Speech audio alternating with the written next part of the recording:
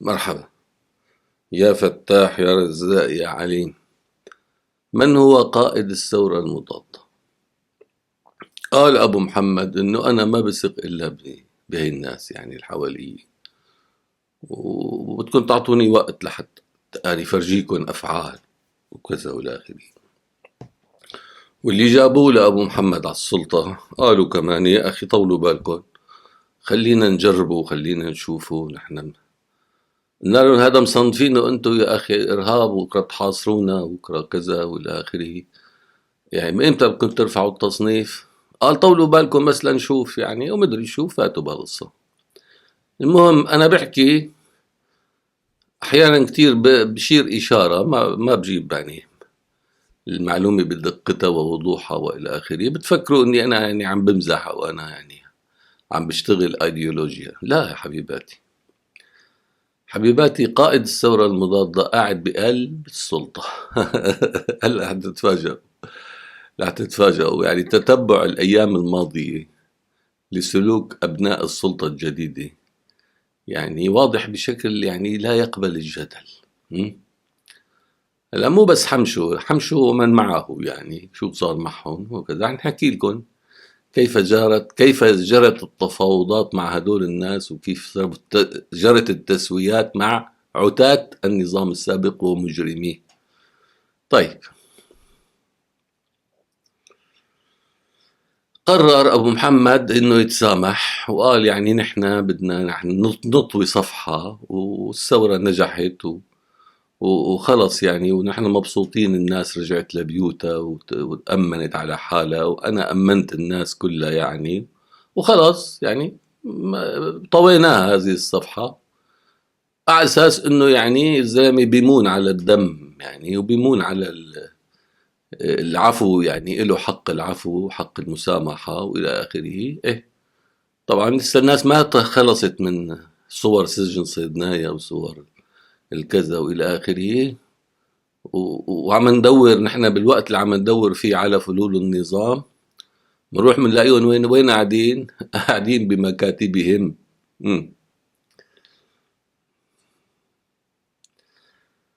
نبدأ مع مين؟ مع فادي صقر. مين فادي صقر؟ اسمه الحقيقي فادي أحمد. طبعا فادي صقر كان بالأول معاون مدير مؤسسة الخزن والتبريد، هذا قبل الثورة. بعد الثورة استلم لتأسيس، كلف بتأسيس ميليشيا الدفاع الوطني. مين هي ميليشيا الدفاع الوطني؟ شو في زعران، شو في شبيحة اللي كانوا بالسجون، رفقاتنا يعني، اللي كانوا بالسجون، اللي كانوا مع جماعة نمير، واللي كانوا مع كذا، واللي كانوا آخره. هدول الشبيحة طلعوه من السجون، عليهم إعدامين، في ناس عليهم كذا، طلعوه من السجون، جمعوه، مين في شبيح، مين في أزعر، مين في كذا، شكلوا ميليشيا رديفة للجيش والمخابرات اسمها ميليشيا الدفاع الوطني. يعني أمثال زيد بركات، مجاهد إسماعيل اللي عمل شو اسمه كتائب البعث وكذا وإلى آخره. إيه، وعناصر من الأمن والجيش ومدري شو كأمجد يوسف وغيره. هدول كانوا يشتغلوا مع فادي صقر. فادي صقر مكلفوا بهذه المهمة لواء بالحرس الجمهوري تابع لماهر، كانوا يلقبوه بالخال. إيه، وفتح مكاتب بالمناطق، مو بوسط دمشق، بأطراف دمشق. يعني واحد من مكاتبه كان مكتب بالتضامن المسؤول عن مجزرة التضامن، وواحد كان بقدسية، وواحد مساكن برزة شنع ببرزة وأهلها.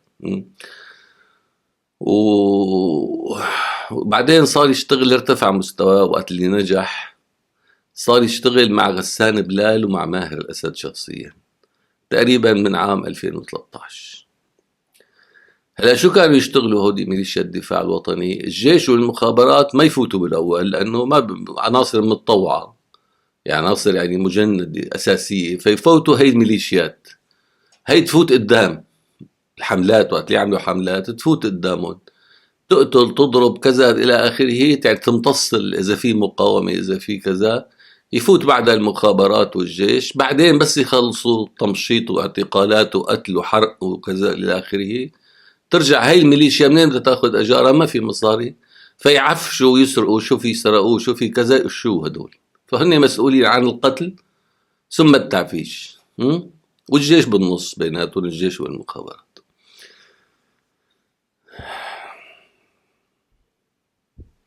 بعدين شو صار فيه؟ شو اسمه فادي صقر صار عضو بقيادة فرع حزب البعث لمدينة دمشق، وصار هو اللي يعطي الترشيحات لمجلس الشعب. يعني بتعرفوا الحزب طلعوا من آخر شيء لازم الحزب يرشح العضو، مو العضو، يعني لازم يجيب ترشيحات من الحزب قبل ما يترشح. المهم صار كمان هو اللي يعين أعضاء مجلس الشعب، وكانوا بدهم يحطوه رئيس فرع بس ما لحقوا. ايه، ويقبض منهم مصاري، وكان يمول نفسه هو شخصيا، يعني مو بس بجماعته، يمول نفسه شخصيا من الخطف. هيدي شغلة الخطف، كان هو مسؤول عن المخطوفين. اي واحد بينخطف ابنه بيروح لعنده، بيروح بيجيب له اياه. ليش قادر؟ ليش قادر؟ لانه هو اللي خاطفه. عرفتوا كيف؟ وبياخذ مبالغ هائلة. وحتى الناس اللي بتفوت على السجون ويقتلوها بالسجون، إذا بدك جثة ابنك بتدفع 20,000 40,000 دولار بجيب لك إياها. يعني على الجثة كان ياخد. إيه، وكان مشهور إنه هو محرر المخطوفين. وهذا فادي صقر كان يقتل بيديه ويحرق بيديه، يعني مو بس هو مسؤول عن الحرق والقتل، هو بيتمتع بهذه. وهو معلمه الأساسي لأمجد يوسف، وهو المسؤول الأساسي عن مجزرة التضامن. منيح. إذن هذا أحد فلول النظام. وينه هذا الشخص؟ أين يوجد الآن؟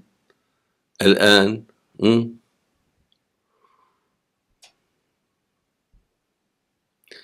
الآن شمله عفو أحمد الشرع، وكان مهندس هذا العفو رئيس المخابرات أنس خطاب. دفع له لأنس خطاب 2 مليون دولار كاش، وحصل مقابل ذلك على الأمن والأمان بالعهدة العمرية الخطابية.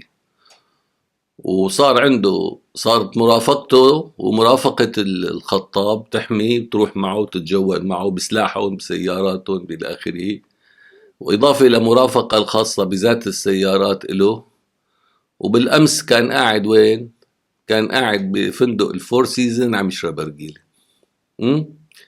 برفقة معاون أنس خطاب. قاعد هو ومعاون أنس خطاب عم يشربوا أرجيلة بالفور سيزنز بالفندق. عرفتوا كيف؟ وصار يتوسط لمين بعد ما يعني زبط اموره؟ صار يتوسط لبقيه فلول النظام انه تعوا جماعه مادين ايدهم النا وكذا والى اخره. هذا واحد. اثنين، سامر فوز. سامر فوز بتعرفوا محطوط على قائمه العقوبات، وهو الذراع المالي، الذراع المالي لبشار كان، واستولوا على شركات وعقارات وكلها، وكان يستولي عليها ويعطيها لأسماء، وهو ملك من ملوك الكبتيجون يعني كمان. فهذا وقت سقط النظام تأخر بالهرب، وتخفى يوم. بعدين حكى مع محمد حمشو وقال له تعال لك لا تخاف، تعال رتبنا الموضوع وحليناها مع القيادة الجديدة، والجماعة شو مادين ايدهم إلنا. مين كان واسطته؟ هذا كان واسطته ايده اليمين اللي هو خلدون الزعبي، اللي هلأ بتشوفوه دائما ملاصق لأنس خطاب. خلدون الزعبي ايده اليمين سابقا عمل له واسطة مع أنس خطاب، وصاروا هلأ عم يديروا هو وأنس خطاب وهذا سامر فوز عم يديروا الصفقات والتسويات، عم يجيبوا بقية الجماعة يعني. وهلا شغالين هن وسياراتهم ومرافقاتهم، ومعه كان سامر فوز وكان معه باسل خيربيك مع المرافقة والسيارات والسلاح بحراسة وترفيق سيارات الهيئة، وكانوا قاعدين بالشيراتون كمان. هذا امبارح. ثالث، محمد حمشو، هو الذراع الاقتصادي لماهر الأسد، عنده 186 شركة، منها شركة لصهر الحديد، هي أهم واحدة، معمل الحديد. تعرفوا معمل الحديد لحاله، انتبهوا، هذا كان يجيب الحديد، يقطعوا الكهرباء عن كل دمشق مشان يصهر الحديد ويصنعه، يعيد تصنيعه. أحد مصانعه مصانع عسكرية، كان يصنع قناصات يسميها قناصات الجولان. معدات المصنع منين جابها؟ جابها من تركيا، وبناء على علاقاته بتركيا أخذ الجنسية التركية. يعني تركيا عم تزود بمعدات التصنيع العسكري للنظام السوري من عام 2013، تزود النظام السوري، رغم أنه على النظام السوري عقوبات وممنوع يستورد السلاح وممنوع يستورد المواد المزدوجة ال ال الاستعمال. إيه وتركيا كانت تعلم أنه يصنع السلاح الذي يقتل الشعب السوري، وهذا السلاح كان القناصين تبعته كانت تطلق على المظاهرات، تطلق على المدنيين. عشية سقوط النظام، وقت شاف النظام سقط، ضب أغراضه وهرب لبيروت، ومنها طار لدبي، ثم طار للدوحة. طبعا بالدوحة ما راح لعند معتز، ما دخلوا معتز ولا أخته، في له صداقات تانية، خيول وما خيول وكذا وإلى آخره. ورجع من الدوحة لتركيا. بتركيا شو بتعرفوا، معه جنسية تركية وصاحب نفوذ وإلى آخره، فراح قابل مساعده لحقان فيدان، ووعده هداك بالتسوية. قال له لا، الجماعة جداد بدهم يعملوا تسويات ومصالحات، وأنا بزبط لك أمورك معهم. وبناء على حماية مساعد حقان فيدان، طبعا قديش أخذ منه ما بنعرف، حصل بتعهد انه يحلوا له مشكلته. صار الحكي معه لهذا الزلمه انه بتدفع للخزينه على اساس يعني $1,000,000 مصالحه على املاكك وكذا والى اخره، بترجع بتشتغل عادي وبتشغل مصنعك عادي وكذا. هالحكي اللي طلع على الاعلام. ليش طلع على الاعلام؟ لانه ابنه احمد عم يتصل بالكل بما فيهم فينا، ضايج يعني بدنا نرجع وكذا والى اخره، عم يحوص يعني، عم يحكي شو عم يتصلوا فيه، عم يحكي شو ما راكبه بمخهم انه شلون يعني فينا نرجع نحن. يعني فينا لك يا اخي، وقت حكينا عليه نحن اتصل بعت لي خبر انه انا شو يعني انا نحن والله مو هيك، نحن ما دخلنا، نحن معارضه، نحن حبسونا، شلحونا مصاري، هيك صار يحكي. عرفتوا شو؟ المهم، اذا كان الوعد انه يدفع $1,000,000 يرجع لعمله ومعمله واملاكه كلها دلت محروسه وما حدا قرب عليه. فعاد لدمشق وتفاوض مع الهيئه. وقت اللي تفاوض معهم نزلوا له ل 600,000. طلع هيك لقى نزلوا 600 مليون. نزلوا 400 مليون الفرد دفع. قال لك معناتها فيها لغم ايدي، هذا بتعرفوا تاجر يعني. قال لك معناتها في لغم، ليش عم يتهاونوا معي؟ ايه وعلى دفعات، يعني تعطينا هلا 200 وبعدين بنقسط لك بقايا ل4 سنين، على ان تعود له كامل املاكه ومعامله والى اخره. يعني ال4 سنين بيدفع على 4 سنين، لكن طلع هو حسبها هيك الحما شو هاد، حس انه القضيه فيها يعني فيها فرفض الصفقة وعمل حاله وطلع. وشو قال خلينا لكم البلد لكم، لأنه حس هو إنه هدول مخرج مخرج يحموه ولخرج يقدموا له شيء. فل يا صبي واطلع. وغادر لتركيا على أساس الحكي تبعه إنه أنا بحصل عرض أحسن من هذا، شو 600 مليون وكاش، يعني مو للخزينة مثل هداك، تعطينا كاش إلنا لجيبتنا، لأن أنا خطاب. هلا بيقولوا لك ناس فين اخي الدوله بحاجه لمصاري، مش حيحجزوا لها مصاري. هذا المفروض تعتقلوه وتحطوه بالحبس، هذا مجرم هو ومصاريه وكله، ده ملك للشعب، هذا قاتل ناس على ايديه دم. هذا زلمه كان يعني من عتاة النظام، يعني ماهر اسد ما كان بيسترجي يعمل شيء لولا. وهذا مول زمانه، مول يعني ميليشيات كثيره مولها، يعني كان يمول ميليشيات يدفع لها مصاري. ايه، نجي بقى للثالث اللي هو وسيم قطان، كمان معروف وعليه عقوبات وعليه كذا. هذا مالك ل5 مولات، 5 مولات بالشام. بنيت على أرض للمحافظة يعني مرصودة تنبنى عليها بنايات دولة أو بنايات كذا إلى آخره. طبعا غسان بلال هو اللي قال لهم المحافظة بتعطوها هي الأرض، تعهدوا إياها، عرف شلون، وماهر. وكان يدفع لهم، عمل هاي المولات وكان يدفع لغسان بلال ولا ماهر جزء كبير من أرباح المولات.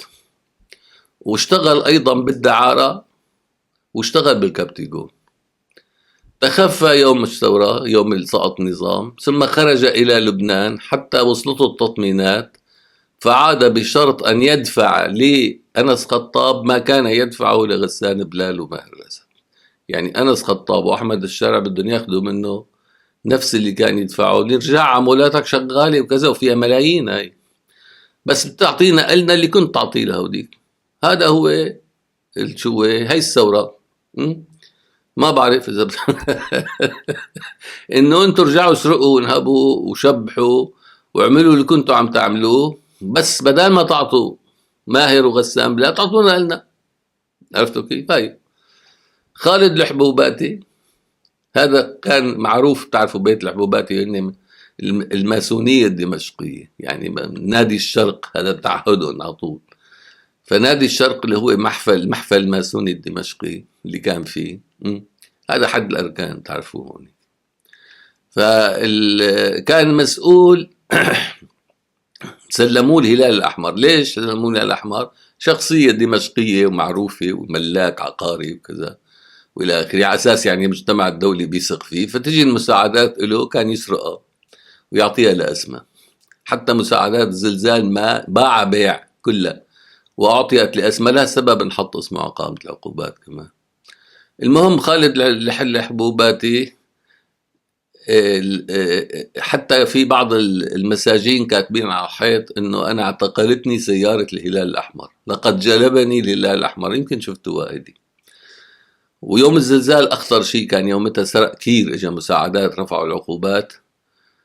ويملك هذا خالد الحبوباتي يملك مطاعم، في مطعم بالشيراتون اسمه مطعم النوفرة، هذا هو متعهده، هذا له.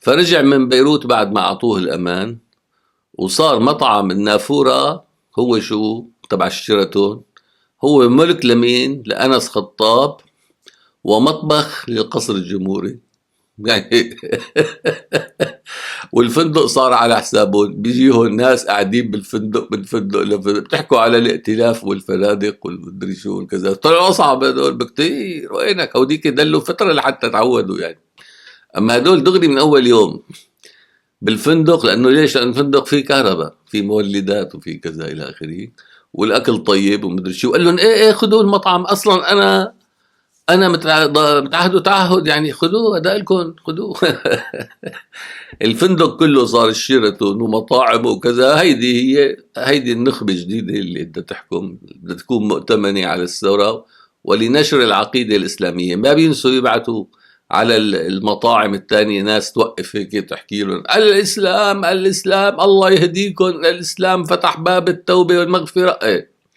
روح انصح معلمك هذا الروبوت الداعية.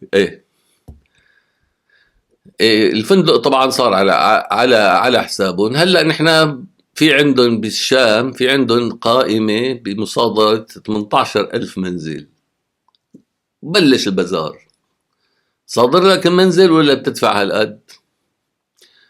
واحد مثلا منزله منيح بينزلوه على القائمة، نحط لك اسم بدك على المنزل ولا لا؟ بلشت يعني القش بالشام كلها، وكلها مساومات مع التجار، مع أصحاب البيوت، مع كذا، جايين يعني جايين رعي، كأنه حدا قايل لهم رعوا بسرعة لأنه مو مطولين، خذوا أجاركم وفلوا.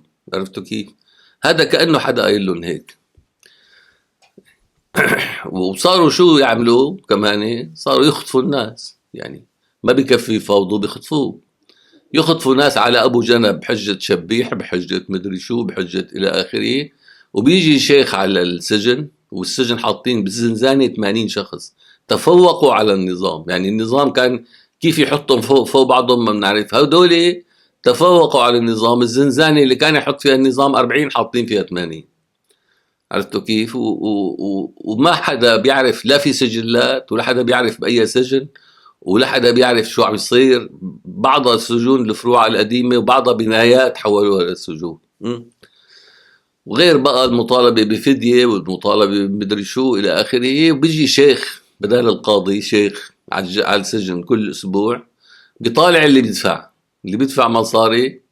عرفتوا شلون؟ بيطالعوا وبيترك المساكين العاديين اللي ما لهم حدا. لا في محاكمات، لا في تهم، ما في شيء، ما في قاضي، بس الشرعي بيجي وبيطالع الشبيحة وبيحتفظ بالباقين. في سجن بالميسات هذا شو اسمه، وفي بناء كان مستلمه قاصف شوكت كمان تحول مدري لشو بعدين صار سجن. في سجون بالفروعة كلها رجعت شغلوها مثل العادة، نفسها، نفس الطريقة، نفس الاسلوب، نفس الآخري. هلا في واحد منهم بيقولوا لي هذا شو، في واحد منهم كان يشتغل بالتمثيل، هلا ما احط لكم صورته،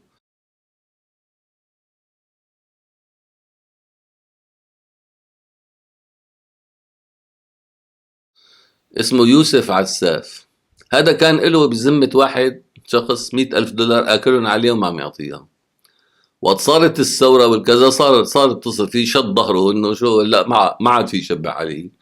فصار يتصل فيه، بدي المصاري، بدي المصاري، بدي الى اخره. قال له تعال خذهم، خلص قررت اعطيك اياهم. راح لهونيك لامين، لاعضاء الهيئة قاعدين عنده. ايه، اعتقلوا هذا الشاب اصحاب المصاري، شو اخذين منه هوديك ما بنعرف. اعتقلوا هذا الشاب وحطوه بالسجون، صاروا 30 يوم تقريبا حاطينه بالسجن. امه عم تتصل تقول ابني ابني ابني. ايه، حسن يهرب الرساله عن طريق واحد من الامنيه، شامي، يعني حن عليه، قال له وصل الرساله للدكتور كمان. وانا هلا عم بحكي لكم عنه.